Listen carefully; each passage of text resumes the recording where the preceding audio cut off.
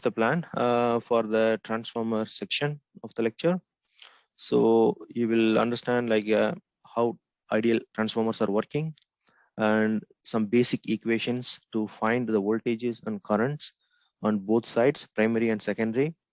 And we will also see some problems relevant to transformers. So EMFT or electromagnetic field theory and Faraday's experiment we have discussed yesterday. So now we will move on to the transformer directly. So transformer, it's also a machine, but it has no moving parts, just like motors. Motor have a rotor that is rotating, but here transformer is a static machine. It has three main parts. The first one is called primary winding, and the second one is called secondary winding. So these two windings are connected together by using some metallic core. So this metallic core is helping to transfer the magnetic flux from primary to secondary. So actually these windings are nothing but inductors. So we always study about inductors in electronics, basic electronics. We are using small size of inductors to construct the circuits. For example, filters, oscillators, amplifiers. We always use inductors in the design. So the same, but here we are using little more larger in size. It's this kind of copper coil is wounded around some metallic core. So that is also behaving same like inductor. So when you apply an alternating current, AC current to this coil, or we can call this as a coil or winding or different names. So whenever we apply the AC current, there will be an alternating flux produced around the winding. So that we have discussed yesterday. So whenever the current is passing through a copper conductor, the magnetic flux will be produced. So that is called electromagnetic induction. That is what invented by Faraday, Michael Faraday. So magnitude of the flux is directly proportional to the current flowing through the winding. So if you increase the current flow, then the magnetic flux will also increase, and the opposite. And also the direction of the flux, you can see here the two different things. One is the magnitude, another one is the direction. Direction of the flux is according to the direction of the current. And when the current is in the positive maximum, here you can see here the graph. When the current is in, or the voltage is in positive maximum, the flux is also in the positive maximum. When this voltage is going to zero, the flux is also going to zero. And when the voltage is going to negative maximum, then this magnetic flux is also going to negative maximum. That is why we said it's directly proportional to the applied voltage and current. So anyway, this is just repeating for every single cycle of the AC voltage when we apply. So it means we are producing alternating flux. So it's going to the positive and then it's going to the negative, positive and negative. So this is called alternating flux. It's established around the winding. So yes, the Faraday's law, this is called electromagnetic induction of or self-induced EMF. So we can also call this as a self-inductance. Okay, so this induced EMF around this first winding is same in magnitude, but opposite in polarity of the supply voltage. Maybe you can get this in the exam as a question, one more question. So try to remember the induced EMF around this coil is same as the magnitude of the applied voltage. Where is my pen? But opposite in the polarity. Okay, that is also actually based on the Lenz law. The Lenz law, what the Lenz law is telling us, effect always opposes the cause. So effect is always opposing the cause. So that is the Lenz law. So that is according to the Lenz law, yes, the polarity of the induced magnetic flux is always opposite to the supply voltage. So it's clear that the alternating supply voltage continuously produces, okay, this is produces alternating flux outside or around the coil. Okay, so the induced EMF is not only depending upon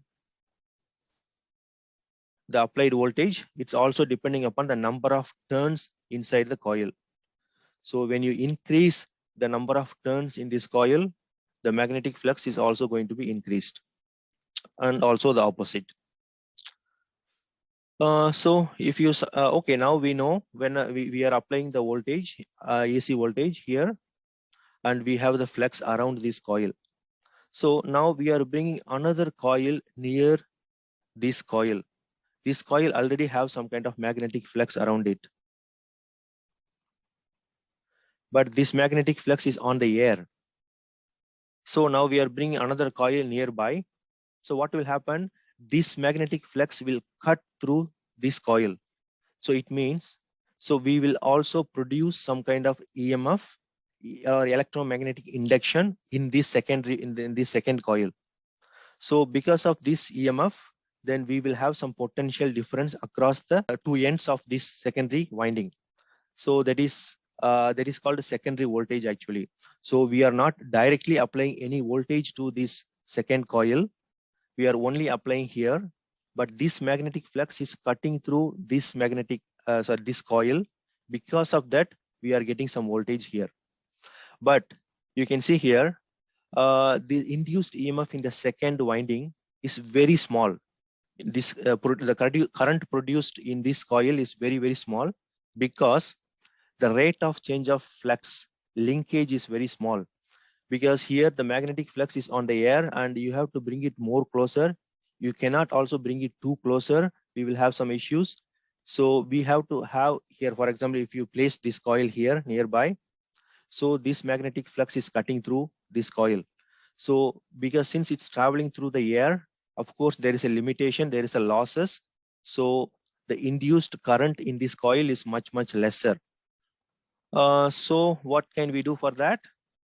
So we have to place a low reluctant magnetic core between these two windings. So now we have the first coil and we have the second coil. So instead of putting nearby each other, we are connecting them through some kind of metallic core or iron core. Then what will happen? So this will increase the magnetic flux on this coil. How? Because you can see here, almost all the flux induced in the first winding is concentrated on the winding via this metal core. So because of this EMF is just traveling through this metal core, so it can cut through more region in the, or more area in the second coil. So it means you are producing more flux around this coil. So measured current in the secondary coil will be much higher here. So the metallic core or metal core, this is the metal core, is helping to link all the flux from primary side to secondary side. So now the rate of change of flux in first winding is equal to the rate of change of flux in the secondary winding, d pi by dt. So the rate of change of flux is equal in both sides now. So this is what happening actually, what we are doing here. So we are applying the AC current or AC voltage to this primary winding, and this, because of this, we have the magnetic flux, and this magnetic flux is flowing through this core, iron core, and then it's because of that we are also producing the same magnetic field or flux around the secondary coil. So this is what happening. So now we are getting the voltage or current from the secondary coil and giving to the load. So this is the basic principle of transformer or working principle of transformers. So it has stationary coils. There are no moving parts. The coil is not moving or rotating, and but still we are producing the flux in the secondary coil and getting the voltage or current, and we are applying to the load. So flux produced by one coil must link to the other coil to induce the voltage. That is why we are having this third component in this design, that is the metal core. Yes, and according to Lenz's law, as I said, the induced EMF is directly proportional to the magnetic flux. So of course, the magnetic flux is directly proportional to the cutting area and also the applied voltage and also the number of turns. So simply we can say this is a N1 times d pi by dt, and the minus sign is indicating always, you can see here, induced voltage has opposite polarity from the source. So as I said just before, in this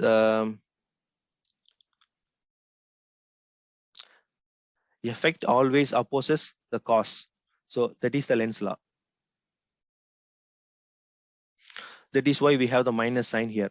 So E1 and this is the E2. E2 is the EMF induced in the secondary winding. E2 is equal to minus N2 times N2 is the number of turns in this secondary winding. So in some books or in some materials, they call this is a N1, that is the primary number of turns in the primary winding. So we can also call this a NP. It means number of turns in the primary winding. N2 means that is the number of turns in the secondary winding, NS. Yeah, so the label is not a matter, but the logic is the same. And also, here we have EP and ES. What it means? EP means that is the voltage produced in the primary winding, or EMF produced in the primary winding. This is also the same like here. So this is V1, and we can also call this as a EP. So voltage produced in the first winding or primary winding. And similarly, V2 is the voltage produced in the secondary winding. And we can also call this as a ES, EMF in the secondary winding. Okay, so the label is different, but it indicates the same. EMF or voltage, everything is the same. So this is the complete picture you can see. So we have the primary winding. It has certain number of turns, and we have certain number of turns in the secondary. Okay, since we are talking only the basics of the transformers, you should also remember one more thing in your mind, that is called variable transformers. So we also have variable transformers. It means the secondary side, we can use the center tapped transformers. So the center tapped transformer means you are just taping out somewhere from here and then getting the output. So it means you can, for example, if the secondary voltage is 100 volt, by adjusting this center tape, you can vary this output. So you can give one level to here and one level to here. This is not just only one possibility. There are several possibilities to make this kind of center taped transformers. For example, if you have two different circuits, two different windings here, so you can produce the same 100 volt in both coils, both windings in the secondary side. So you can give the upper part. For example, if I connect one diode here for the rectification, then this 100 volt will go here, and the same 100 volt will also go here. But if I use just direct tapping, then I can adjust, I can change the values. So I can apply less voltage here, I can apply more voltage here. So it's really up to the designer. But you should know one more thing: center taped transformer designing is a very big challenge, and the cost is also quite high. So mostly in industry, people do not prefer to use a center taped transformer. They want to use the normal transformer just like this. Secondary winding, there are quite some possibilities we can make the design. So it's really up to the transformer design. So when you solve the problems, each problem, they just only give you some picture of the circuit. So it does not really mention giving the detail what is really holding in the secondary side. So it can be divided into two times, like for example 50 volt and 50 volt, or it can also be possible to transfer the same 100 volt to this upper side and also to the lower side.